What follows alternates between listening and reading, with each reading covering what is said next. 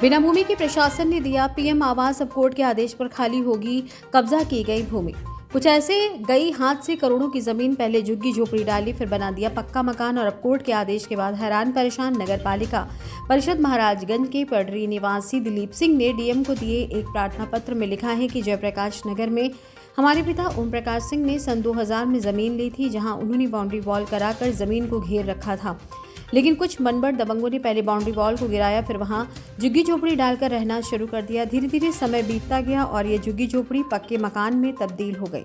दिलीप का कहना है कि हमने 2014 में इस भूमि पर स्टे लिया हुआ था, बावजूद इसके ये दबंग लोग विभागीय सेटिंग से मेरी ही जमीन को दिखाकर अपने नाम से करीब 15 प्रधानमंत्री आवास ले लिए और इसी रुपए से मेरी जमीन पर कब्जा कर लिया। प्रशासनिक अधिकारियों के कई बार गुहार लगाने के बाद भी जब इनकी भूमि उन्हें प्रशासन नहीं दिला पाई तो उन्होंने न्यायालय का दरवाजा खटखटाया। सिविल कोर्ट ने इस भूमि को ओम प्रकाश सिंह का बताकर जिला प्रशासन और पुलिस को यह आदेशित किया कि ओम प्रकाश को कब्जा दिलाएं, लेकिन प्रशासन ऐसा नहीं कर सकी।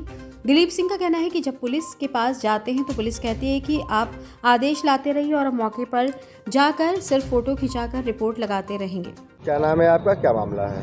मेरा नाम दीपक सिंह है, सन ऑफ श्री ओम प्रकाश सिंह मेरे पिताजी का नाम है।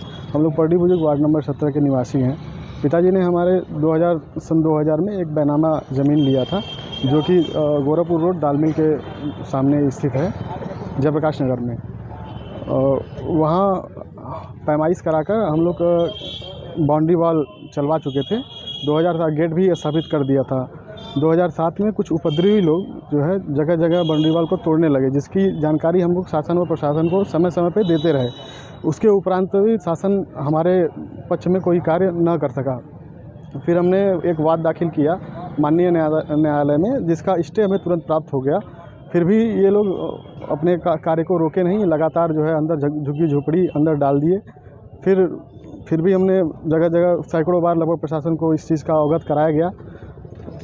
और 2014 के बाद से वहाँ पे जब आवास योजना का आवंटन होने लगा तो कुछ भ्रष्ट अधिकारियों द्वारा जो है आवास का आवंटन कर दिया, वो भी ऐसे ज़मीन पे जिस पे ऑलरेडी जो है स्टे न्यायालय की तरफ से वो था।